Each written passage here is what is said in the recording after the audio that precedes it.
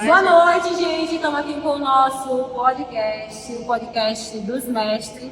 E como, né, a gente não podia fazer diferente, né? Convidamos hoje o nosso professor, né, que ele é maravilhoso, mestre em Ciências Jurídicas pela Universidade Federal da Paraíba, área de concentração de direitos humanos, pesquisador do grupo de pesquisas de História do Direito Constitucional na graduação em Direito da Faculdade de Rondônia, possui graduação em Direito pelo Centro Universitário de João Pessoa, 2015, né, professor? Tem uma experiência na área do direito com ênfase em História do Direito, Direito Constitucional, Direitos Humanos e Direito Internacional. Deixa ele. A ficha é imensa, né? A gente convidou ele, né? Fiquei muito feliz, a gente ficou muito feliz por ele participar do nosso podcast dos doutores. O nosso tema é um tema assim, muito voltado para a nossa atualidade, né? Que é muito baseado na era da tecnologia. Nosso grupo ele tem os participantes com o nome Joyce, João também, Juliane, Yasmin e Marília, gente, desculpa, mas é isso. Vamos lá, vamos começar nossas perguntas. A gente quer que o senhor fale um pouco da sua vida, da sua trajetória. Bom, quando vocês olham aí e falam, pô, isso, no final de tudo, o que é que importa mesmo? Tá? O sonho que eu estou cumprindo nesse momento, inclusive, de dar aula. Então, na verdade, tudo isso para que a gente possa estar com vocês em sala de aula. Então, sempre foi um sonho da minha vida, desde a graduação. Ele é na prova zero. Que amor é esse? Mas esse é o ponto, então, tudo para que a gente possa estar em sala de aula. Isso aqui é o nosso foco principal. Professor, não é fácil, né? Mas, enfim. Primeira pergunta. Como as tecnologias modernas, como as redes sociais e aplicativos de mensagem, impactam a comunicação no contexto do direito penal? Muito bom. Vou dar, por exemplo, um detalhe com a aula de vocês. Então, eu, quando recebi minhas aulas de direito penal, eram de modo muito tradicional. Era de modo ali, o professor dizia, pessoal, página tal, vamos começar a ler aqui. Então, vamos ler sobre fato típico, vamos ler sobre licitude. E aí a gente lia lá e tudo mais. E a gente dava nossa pescada. E a gente pensava que entendia e tudo mais, e por aí vai. Vocês podem perceber que a aula de vocês hoje em dia não é assim. Não tem como hoje dar aquela aula. Hoje em dia vocês fazem, por exemplo, as atividades no aplicativo. Então, o direito penal ele é abrangido pela tecnologia, tanto em sala de aula, na nossa formação, quanto também no nosso dia a dia como juristas. Então, por exemplo, uma coisa que eu gosto muito de fazer, a gente está conversando sobre direito penal, sobre casos que, por exemplo, aconteceram há 15 minutos antes da aula, ou 15 minutos antes da gente entrar naquela conversa, e a gente já está conversando sobre aquilo. Na minha época, isso não existia. Então, na minha graduação, nós não tínhamos como exercer aqui essa profundidade sobre casos como existe hoje, que é muito bom, mas ao mesmo tempo tem o seu lado ruim. Pela informação ser muito fluida, ser tudo muito rápido, há também o menosprezo da consolidação da informação. Então, antigamente, a gente tinha como pegar um autor, ler, entender aquilo de modo mais objetivo. Hoje, cada vez mais as informações exigem que a gente seja mais rápido nas respostas. Isso às vezes pode gerar também alguns problemas, inclusive sala de aula. Então, no caso, houve muita evolução, né? Até demais. Os atuais. Por exemplo, vocês chegam para mim e perguntam, professor, e aquele caso tal? Quem disse que às vezes eu sei esse caso que vocês estão perguntando? Não. Mas, por outro lado, também a gente tem essa possibilidade de pegar. Vamos conversar sobre isso, vamos ver aqui. Eu posso dar ali uma resposta para vocês que seja muito boa, eu posso dar uma resposta extremamente errada, extremamente precipitada, vazia. Não acontecia no meu tempo, porque as perguntas não eram dessa forma. A única pergunta que eu fazia para o meu professor de penal era, professor, que página mesmo o senhor conversou aqui? A gente não tinha essa possibilidade de aproximação com os casos reais. Sim. Tá, professor, a segunda pergunta que eu queria fazer para o senhor é quais são os desafios éticos legais associados à comunicação digital na investigação e nos julgamentos de casos criminais. O que o senhor poderia me falar? Duas coisas, dois termos, na verdade. Uma é a chamada noção da fake news. Então, hoje em dia é muito difícil dividir o que é certo ou errado na internet. Muito difícil dividir o que é ali consolidado ou não na internet. Então, na primeira visão, a gente nunca vai ter realmente ali. Isso tem uma série de repercussões no direito penal. Crimes contra a possibilidade ali de uma punição por conta de uma fake news de um lado e de outro. E o segundo, que aí é um ponto ainda mais problemático hoje em dia, que é o chamado bullying virtual. Então, hoje em dia eu notei que a gente tem cada vez um aumento dos casos penais envolvendo tanto bullying em si. Então, imagina, alguém entra numa rede social, coloca a sua ideia, a sua visão do mundo. A gente está falando também aqui da vingança também ali, relacionada a um determinado relacionamento com a exposição de imagens. Então, tudo isso está abarcado por um problema gigantesco do mundo virtual. Então, de certa maneira, essas fake news, de um outro lado, esse bullying, esse uso indevido das redes sociais para atacar uma, são, digamos, duas fronteiras que aí no direito penal não consegue lidar muito bem. Eu acredito que nenhum bom penalista hoje consegue dizer, olha, como é que a gente resolve situações envolvendo imagens de conteúdo privado que são colocadas em redes sociais. Não tem como. Tem controle. Não tem controle. Nessa época, como o senhor acha que atrapalhou? Demais. Porque imagina, uma foto que hoje é colocada numa rede social, que é colocada no Google, seja como for, gente, aí então, mas não tem como pedir para o Google retirar? Tem, mas imagina para quantos servidores e para quantos computadores aquela imagem já circulou. A honra que nunca mais volta. Aí isso vem um outro fator. Imagine agora para vocês. Vocês têm uma foto íntima divulgada, como é o outro dia quando vocês vêm aqui para a faculdade. Imagina. Tem coisa que não tem como pagar. Não tem como apagar da memória das pessoas. Pode até fazer a justiça, mas... digamos, a reparação penal existe. A reparação civil existe. Existe aqui a possibilidade de você punir o crime. Mas a reparação moral, ela é praticamente impossível. E a tendência é só piorar. Que agora nós temos inteligência artificial fazendo também. Fica mais difícil, né? Também, para achar quem é que fez. Então, até a atividade investigativa da polícia aí tem que correr atrás de prejuízo e tudo mais. Imagina, gente, eu estou falando de um caractere aqui, uma imagem real. Mas hoje em dia, uma inteligência artificial pode pegar nossos rostinhos aí, que estamos aí nas redes sociais, e simplesmente fazer uma imagem aqui íntima que nunca existiu. E aí é pior ainda. E temos resolução para isso? Nenhuma. Na verdade, são vocês que vão resolver esses casos. Exato. É isso. Bem claro. Tem que isso. ser por esse lado. Mas tudo certo. Aliás, nada certo. Não, a tendência nessa parte aí é piorar. Isso, tudo certo, nada resolvido, como se diz. Então, vamos para a terceira pergunta. Ótimo. A terceira pergunta, ela é assim, como a preservação e a autenticidade das evidências digitais são garantias durante o processo criminal? Ótimo.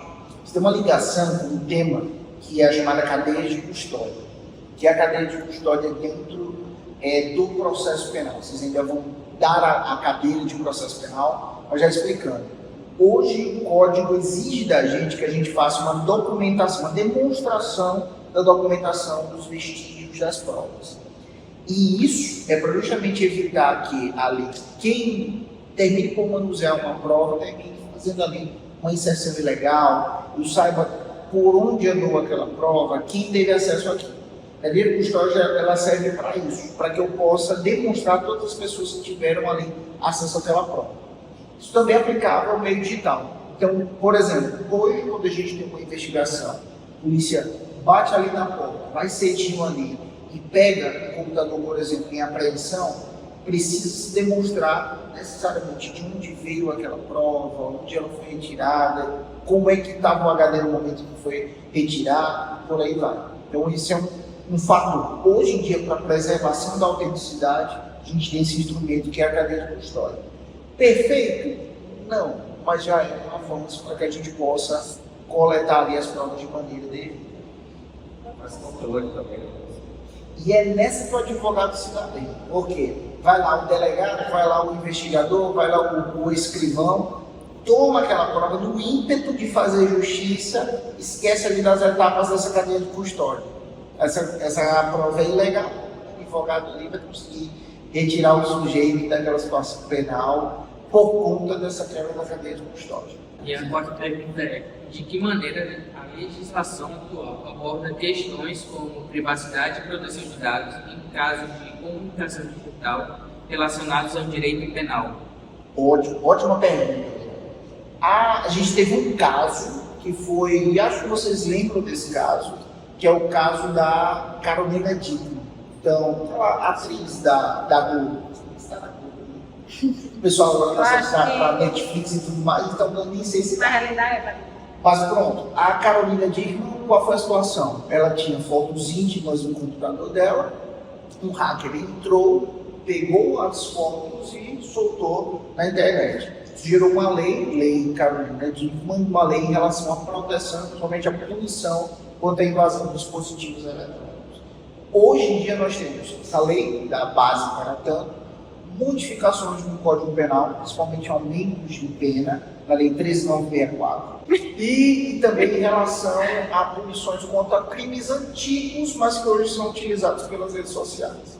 Hoje, por exemplo, a gente fala de uma organização criminosa, ela ganha muito mais dinheiro, digamos, é muito melhor no custo-benefício ela exercer um estelionato ali, eletrônico, um furto eletrônico, do que ir no sujeito ali e fazer um tete-a-tete para tomar o dinheiro.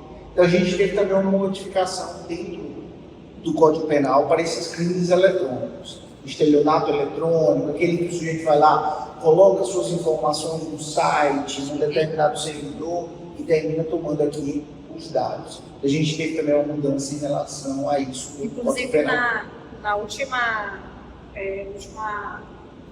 aula que a gente teve no auditório, né, foi falado isso, né, que esse crime por vias eletrônicas, redes sociais, redes virtuais, né, então assim, veio com muita força, né, então veio, eu mesma já fui vítima de dois. Se alguém quiser, se alguém que está olhando aí quiser entrar no crime, já entra no vai primeiro. Dá mais dinheiro. Vai pro virtual, não vai pro presencial. Se o advogado for defender. Outra coisa, o advogado muitas das vezes ele tem que lidar com essas situações. Então, hoje em dia também, o advogado penalista ele lida diretamente com essas situações também. São mais complicadas. É uma agulha no maneiro, né? Porque acho que se torna mais difícil, né? Porque você pegar ali no sujeito e falar assim, com a boca na botija. Dizer assim, que por ali não, você vai ter que traçar os caminhos e. Eu sei. Enfim, é a nossa era. E ainda mais com o uso de VPN. Imagina, a VPN, imagina. Tá todo mundo ligado, né? Algum tipo de dispositivo que possa fazer embaralhamento.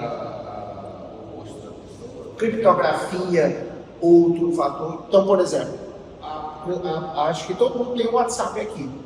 Uma prova obtida através do WhatsApp é extremamente complicada de ser tomada e apresentada para o juiz, por conta da criptografia. Então, hoje em dia a gente tem uma série de avanços, mas também limitações para a atuação de todo mundo no âmbito penal em relação às provas digitais. Isso, pode fazer isso? Obrigada.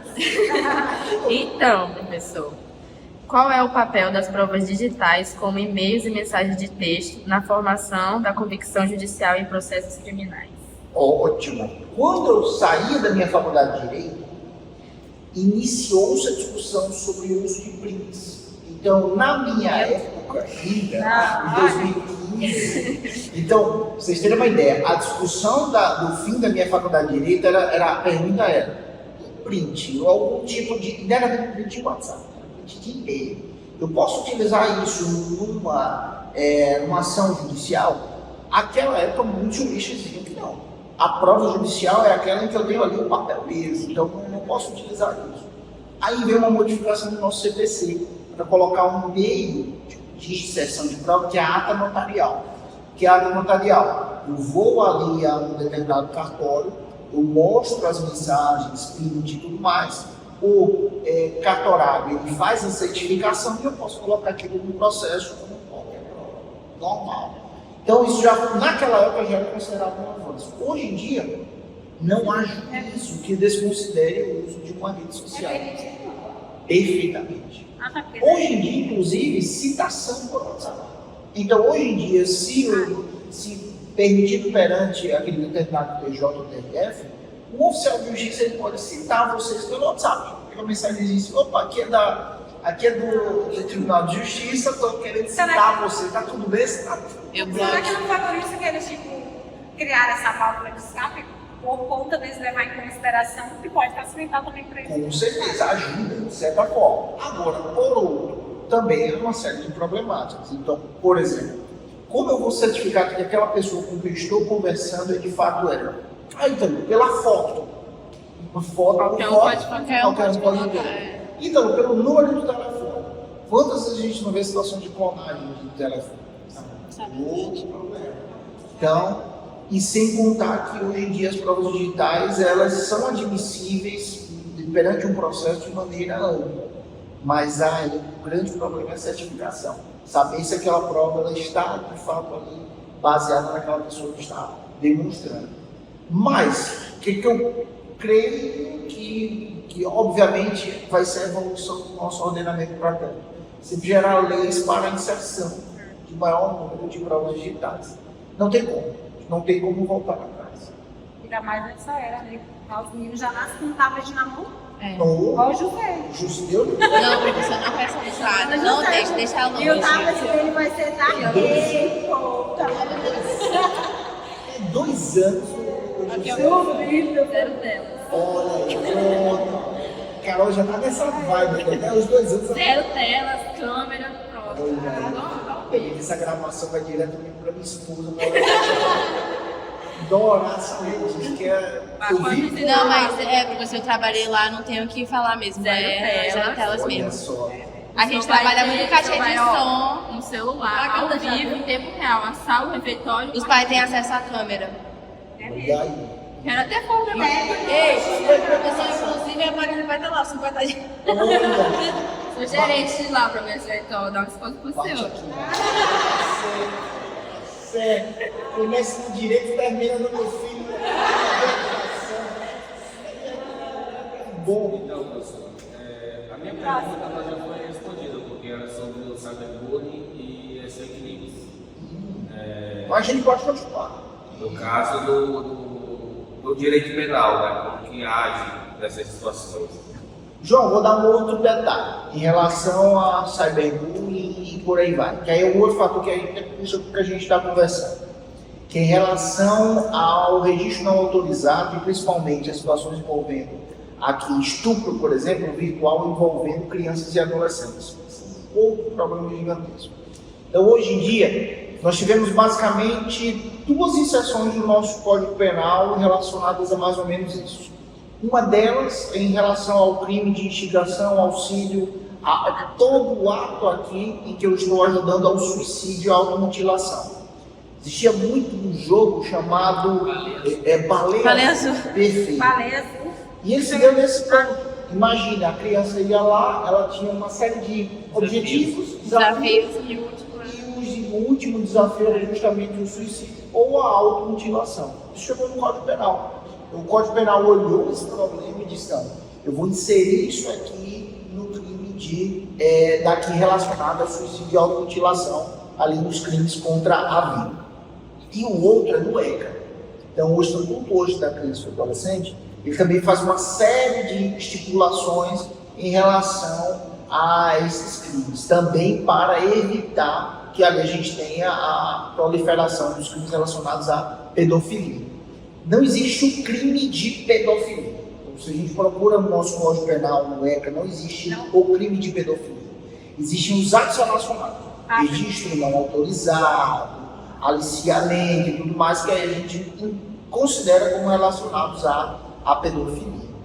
E para fechar, e aí, vamos dizer, o terceiro ponto que agora me veio à mente, a jurisprudência do STJ. o Superior Tribunal de Justiça, hoje, ele tem uma jurisprudência consolidada de que o estupro, ele não exige o toque, ele não exige o ato. Então, por exemplo, nada impede que uma pessoa conversando com uma criança, um adolescente ali, um bate-papo, ele comece a colocar ali pedidos e tudo mais, e isso seja considerado estupro.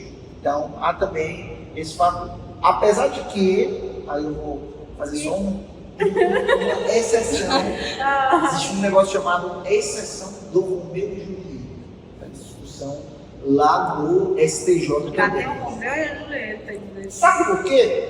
O que pode acontecer? De uma pessoa maior de 18 anos, com uma diferença de idade não tão alta como o menor, ter um relacionamento a longo prazo. Aí dá um nome, exceção de Romeu e Julieta. Vamos dizer, em tese, uma criança relacionando-se com um adulto maior de 18, mas não tão adulto, isso ser considerado relacionamento para fins penais e ser retirado do crime de estupro. É uma jurisprudência nova, polêmica, porque imagina, uma criança ali dos seus 12, 13 anos, um relacionamento com um jovem de 20 anos e os atos não serem considerados estupro. Então há uma discussão aí em relação a isso. E aí está o nome, exceção do Romeu e Julieta, porque aí leva-se em conta que existe um relacionamento a longo prazo. Mas é uma fronteira nova das discussões envolvendo, não tanto digital, mas que envolve também as relações envolvendo também ramifica para o digital. Normalmente esses relacionamentos eles começam no digital, eles começam numa rede social. Professor, a 7ª pergunta, né, que é a última. Quais são as melhores práticas para o advogado lidar com a comunicação digital de seus clientes durante investigações e processos criminais? Pode, primeira coisa, joga o celular fora se vocês cometerem um crime. Tem, mas quanto menos material probatório, melhor. Eu não posso provar. Viu, gente? Eu não posso provar provas contra mim. Isso foi o professor que me ensinou, né? Então. Mas vamos lá, tirando a brincadeira, é o seguinte: ponto principal. Acho que hoje em dia o advogado ele tem que estar muito ciente de que tudo o que é colocado numa rede social, o que é colocado ali no celular, ele pode ser acessado e vai ser acessado para fins legais. A polícia tem um limite, o Ministério Público tem um limite. Então, por exemplo, isso que a gente está discutindo. Não posso, por exemplo, ali pegar e colocar o chip ali da polícia e o chip no celular do investigado para fins ali de material probatório. Agora, qual é o principal ponto que o advogado tem que agir com ética, obviamente, aí, e observando seus limites? Aí, considerar o que pode ou não ser entregue para a polícia. Então, o que pode ou não ser entregue para fim de material probatório. Então, esse é o principal ponto. Hoje, o delegado de um lado tem que entregar garantias para a pessoa que está ali sendo investigada e o advogado tem que se utilizar dessas garantias de maneira boa, de maneira benéfica, para que os meios de prova sejam acessados de maneira devida. E também sempre observando se não há quebras. Quebra da cadeia de custódia, quebra em relação a como vai ser feito ali o material probatório vai ser colhido. Então, hoje é o principal. O advogado tem que cada vez mais estar antenado com isso, senão, obviamente, é engolido aqui pela maré. Entendi, professor. Ei, professor, uma pergunta. Isso foi um caso assim, que aconteceu mesmo, pessoal mesmo. O direito penal fala muito, assim, a minha consideração sobre o menor, sobre a negligência do menor, sobre infrator, sobre N coisas.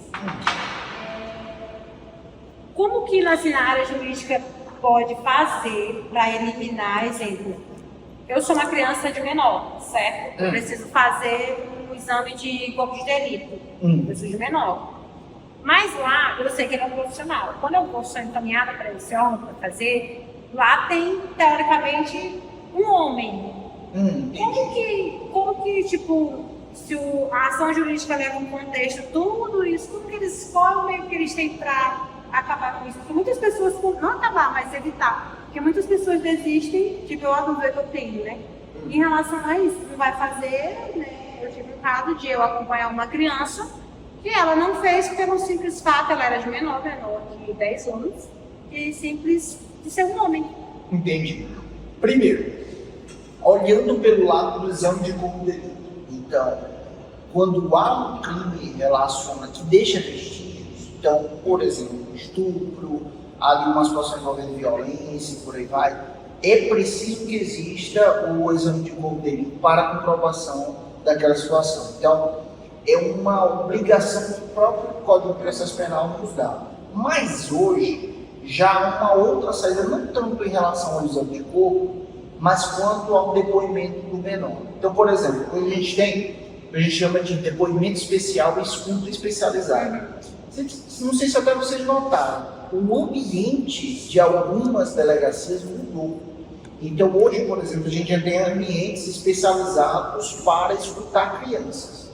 E isso também, às vezes, não é feito pelo próprio delegado, mas por ali um profissional da psicologia, da terapia ocupacional e por aí vai.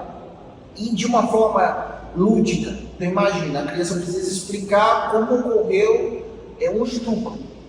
Imagina, eu mesmo não tenho intimidade para fazer essa pergunta. Você acha que a tecnologia, eu penso assim, que eu acho que cara a cara, por exemplo, deve ser mais Bem constrangedor. Tipo, se a tecnologia ajuda tanto, por que não ajuda nessa parte? Nesse caso, não tanto a tecnologia, mas as próprias pessoas.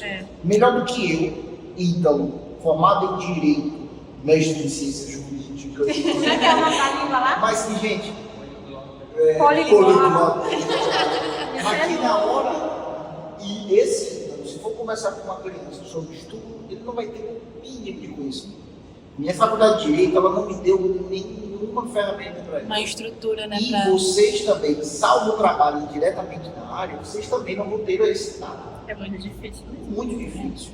Melhor do que isso, então, ou uma inteligência artificial, uma tecnologia, um colega nosso da terapia ocupacional. Um colega do psicopedagogo também. Psicopedagogo, para fazer isso, para perguntar, pô, mas espera aí, como é que aconteceu? Desenho para tia, como é que faz? Nossa, é verdade. Não, vamos comigo. Não cita nomes, né, amiga? Não cita nomes do trabalho. Esses dias a gente tem a sala de espera, né? E aí a professora pediu, a tia da sala pediu para fazer um desenho. E no desenho que uma criança fez, ela desenhou o pai dela fazendo xixi. E ela desenhou perfeitamente. E aí, tipo, pra contar pra mãe é toda uma estrutura, porque ela mostrou pras colegas, aí as colegas ficam tipo. Aí tem a mãe da colega, como é que vocês estão permitindo a gente trabalhar na escola? Exatamente. Isso Não. também resolve uma outra pergunta que se faz. E eles desenham, né? E desenho, fazem, e Falam, eles falam. Nossa, ela fez as listrinhas assim. Para a cabeça de uma criança, para a nossa cabeça, é algo muito. Sim, nossa. pra ela não. Mas para a cabeça da criança, não é. E do pai da família também, porque tipo, na família é normal eles andarem assim, sabe, sem roupa na frente da criança. Essa divisão, quem faz não é um profissional, é um profissional especializado na área. Sim. Isso resolve uma outra pergunta que sempre me fazem agora na faculdade de Direito. Professor, o direito vai acabar, né? Que vai ter uma inteligência artificial que vai fazer as peças, vai fazer audiência e acabou. Gente, isso não tem como uma inteligência artificial gerar esse tato. Então esse tato vai ser gerado por os profissionais de direito junto com as outras áreas. Então, o direito que vai chegar para vocês agora nos próximos anos é um direito que eu acredito que vai ser interligado. Então, se vocês escolherem a área do direito penal, muitas vezes vocês vão lidar junto com psicopedagogos, com terapeutas ocupacionais, e vocês também vão ter essa possibilidade. Então, imagina, por que não? Daqui a 2 anos vocês olharem e dizem, poxa, eu formei em direito, estou aqui, vou fazer psicologia, porque eu quero agora trabalhar numa área de interseção entre crimes sexuais. Poxa, olha que legal. Então, uma coisa vai levando a outra, e vocês vão conseguir perceber, às vezes, Que é uma aquela área. comunicação, né? Que a gente acaba. Exato. A área que. Aí, então, eu vou ser um advogado então penalista. Gente, pode ser que a área que vocês vão trabalhar não exista. Ela ainda está sendo formada. E vocês ainda estão sendo formados também para isso. Então isso é importantíssimo. E professor, outra pergunta. Na área penal, o senhor acha que isso, exemplo, tem que ser direito? O senhor foi advogado. Eu como bom paraibano, eu falei um pouco, né? Vou falar. O senhor foi advogado de porta de cadeia? Essa é interessante. Sim. Ela tirou. Vamos lá. A pergunta de todo mundo. Tá, onde você tinha que estar ali e falar que você falou, ó, você é a única pessoa que você não vai poder mentir. Perfeito. Aí, com a inteligência artificial, com essa era toda da tecnologia, falando em dinheiro, né? Isso não entra também um pouco, porque assim, o advogado para ir na delegacia é um valor. Sim. Para ir na cadeia é outro. Então, assim, para ele falar é outro valor. Então, assim, você acha que isso, falando financeiramente, é trabalho? Nem. Porque, no final das contas, o que é o advogado porta de cadeia? É o quê? Começou bem, né? Exatamente. Por quê? A gente precisa trabalhar. A gente precisa colocar o nosso nome em jogo. A gente precisa ter experiência. E as experiências, elas vêm tanto de uma situação que a gente está lidando em frente a uma delegacia, quanto uma que eu já falei muito em sala de aula. Quando a gente está lá no escritório, a pessoa vem e diz, eu vou matar alguém. Como é que eu faço? Então a experiência, ela vem desses pontos. O que diz um bom profissional ou não? O que diferencia um bom profissional ou não? Ele conseguiu ultrapassar dessas adversidades e ver além. Então, perceber, olha, o que eu estou fazendo hoje é um caminho para o que eu estou querendo construir a médio e longo prazo. A gente está conversando. Os planos têm que ser assim, curto, médio e longo prazo. O que a gente faz hoje, então, qual é o nosso objetivo para daqui a 5 anos, terminar minha faculdade? Vamos botar o esforço para isso. Mas a médio prazo, qual é a nova fronteira? A longo prazo. Então é isso. Eu acho que não há demérito nenhum em que vocês façam esse uso da profissão de vocês. Por quê? Vocês estão atuando, vocês estão como advogados. E aí vocês vão ganhar experiência. E isso vai ter um efeito, obviamente, porque vocês vão ser... Vai ser espontâneo, né? Vamos Com certeza. Não, e não é algo que a gente perceba como ruim, não. Pelo contrário, se vocês entregam um bom serviço, acho que não há nenhum problema quanto a isso. Essa é a minha preocupação, porque as provas... Mas, gente, enfim, é isso, né, professor? A gente fica muito feliz de seu participar. Felicidade Assim, sei que ele está no horário bem cansativo, mas assim, gente, nós, todo o grupo, né? Cuidado do YouTube. Muito grata. Zezinho. Já que ela tá aprendendo, professor. Tá vendo? Só com Você tá você, esperando sim. José? Ah, Você é advogado? olha, eu pergunta complicada. Mas muito bem. Essa talvez eu não tenha resposta. Mas eu vou dizer assim, poxa, tem uns alunos ali, já querem. Já tô colocando ele na escola, na faculdade. Fala lá com eles e tudo mais. Fala com a Yasmin, fala com a Joyce, João. Então, ele vai ter vocês, não eu. Falei, cara, a melhor aula era do teu pai. Porque o que o pai fala, o menino não escuta. Agora, Zé. Então, vocês é que vão dizer a ele se é uma boa. Você escutasse. Aí ele, eu não quero, você é médico, pai. Pronto. E aí?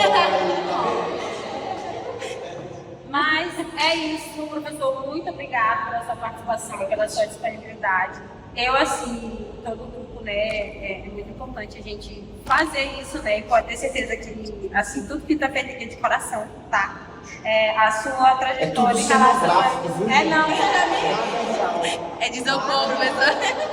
parte ali a faca, parte ali. É de verdade. Mas é isso, gente. Alguém quer falar mais alguma coisa?